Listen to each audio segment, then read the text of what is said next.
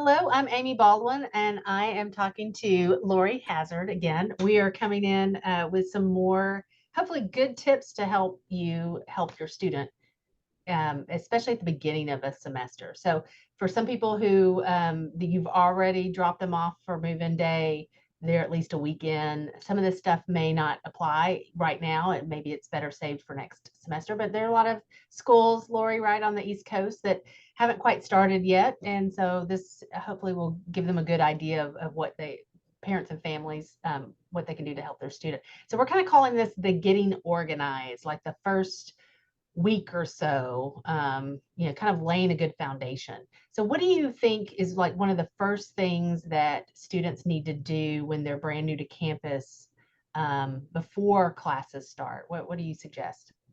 Well, I just love the anecdote that my friend shared with me about her son's experience of move-in weekend. And he shared with her that he went to a huge party and was describing to her what a wonderful time he had. And she started probing a little bit about some of the getting organized, getting ready things, and he hadn't even thought of it.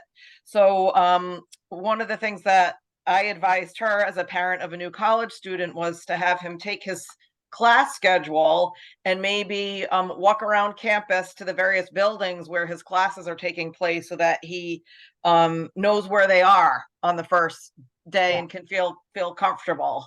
So I think that's important just to put students at ease. And that's one way to get them feeling confident about those first couple of days of classes, knowing the location of their classes and on what campus building, depending on the size of the campus too. If it's a larger campus, this is no easy feat right at the beginning. So that's Yeah. one important thing I think students should consider doing. Yeah, because Um, I was gonna say, we just had our first days last week, and people were misplaced, so they had not done that stuff, and they ended up in the wrong class. Of course, we try to help them and tell them it's normal, but it saves a little embarrassment of walking into a class thinking it's yours, sitting the whole time, and so great point. What yeah. else do you got? Yeah, and I love the idea of taking your course schedule and putting it on some kind of graphic organizer or grid. So students kind of get used to how are the conventions of classes delivered at the school? Are they Monday, Wednesday, Friday, an hour long? Are they Tuesday, Thursdays? What's the class schedule look like? And then they can take their schedule that they got from their advisor and put it on a grid sheet so that they can kind of visually see what their week is going to shape up to look like as far as their courses go. And then, of course, if they've got a part-time job or something like that, they can also plug in their fixed commitments into some type of grid sheet, right? So classes would be a fixed commitment, at least for the term or the semester. Yeah, that's a great, and then they can see that. It's kind of like how we do it as faculty. We put off our office hours and in our class schedule. We kind of show people where we are, what we're doing most days. What about the syllabus? Should they be going ahead and grabbing that, either getting it from their professor or downloading it from an learning management system? What do they? Yeah, so different colleges have different learning management systems. So you might hear your student talking about Canvas or Blackboard or something like that. And I know some schools and colleges now, the professors will post the syllabus and the books that the students need to purchase on those learning management systems. And some professors even give students a little assignment to have prepared for the first day. Now, when we were going to college, we didn't have that because there weren't learning management systems. But now professors can send students a welcome message and say, looking forward to seeing you on the first day of class.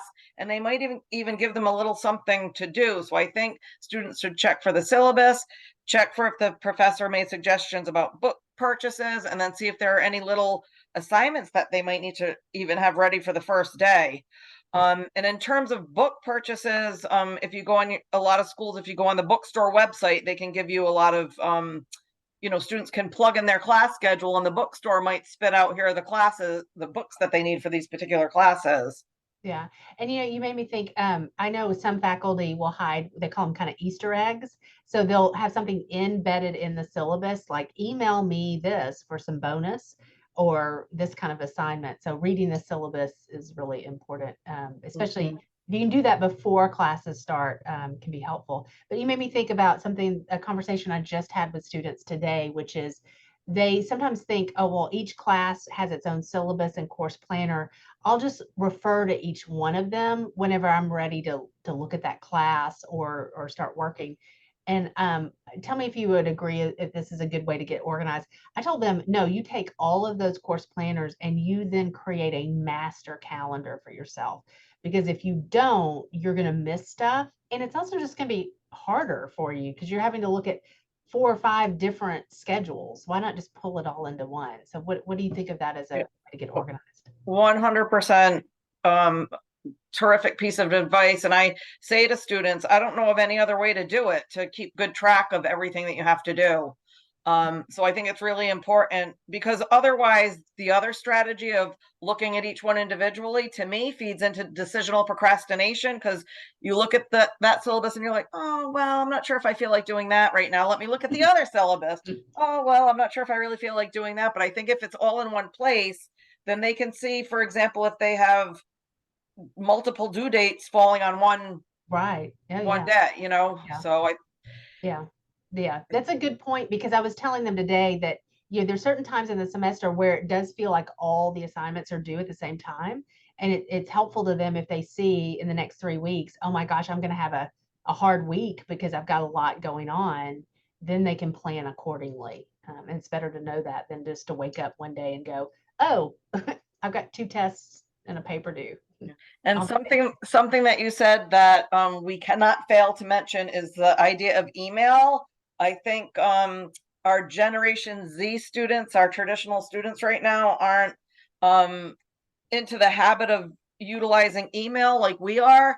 And that's one of the mechanisms, right, where professors will communicate with students. And so I think it's as an important habit as brushing your teeth every day. Students have to build some kind of routine of checking their email daily, if not a couple of times a day, to make sure that they're on top of things, and kind of take that email and see if they can create a to-do list from right. some of the items that they're being asked to do Yeah. via email, or messages through their learning management system. Yeah, they got a lot to juggle, and being organized is going to be important.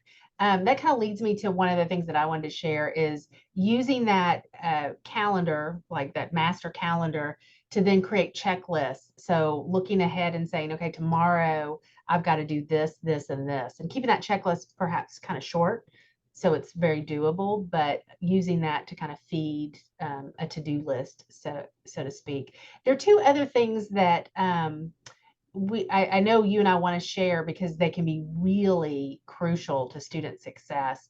What about those like little forms that maybe didn't get quite submitted? Like for us, sometimes immunization records could not be there, or other kinds of forms that might be needed. What do students need to do about that, and how important is it?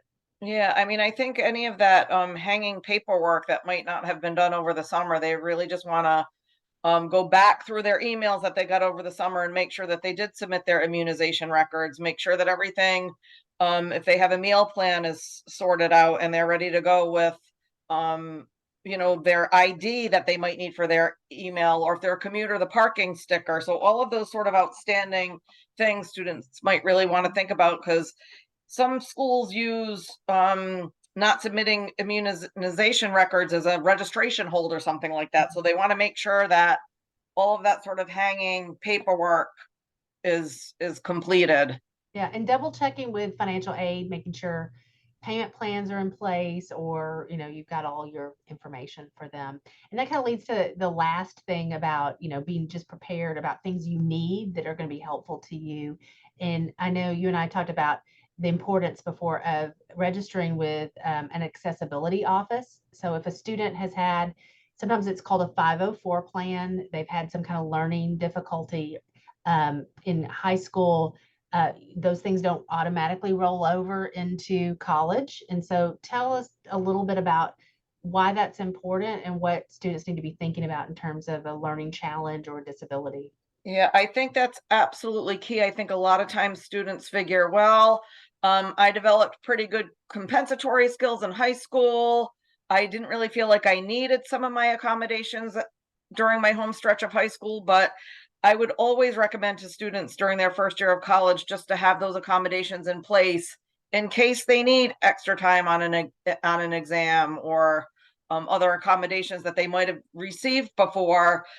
College can be a little bit more difficult. The material is going to be a little bit more challenging, and having those accommodations in place, just as sort of a safety net, I think is important. And students should just get all of that squared away right at the beginning. And if they don't end up needing the accommodations, great, but have them in Right. place so that the professor knows about them. And Yeah, and I think that what you just said, the last thing was so important. Go ahead and get them if you need them, or you've had something that has occurred that you think you might need them. And then if you don't need to use it, you can always back away. You know, I have students sometimes who say, I know my accommodation says double time for tests, but I don't want it. I want to come in and take the test with everybody else. And, you know, I feel confident to do that. So, you know, those kinds of things just can be really helpful to a student. Not that they can't go back and get those accommodations should they, you know, realize they need them. They could, but it just helps, you know, with lost time for students, for sure. yeah, yep. I think better to have them in place from the get-go. All right. Well, thank you so much. Getting organized. I know as a parent, you know, sometimes we did this for our student, and I created color coded folders, and we put them in the kitchen and all that kind of stuff. So it can be a little unnerving to say now you go do this yourself, but students can do it. They're going to have support on campus with it, and it's a great opportunity for them to develop that kind of skill that they're going to need throughout their life, right? Yeah, absolutely. All right. Thank you, Lori.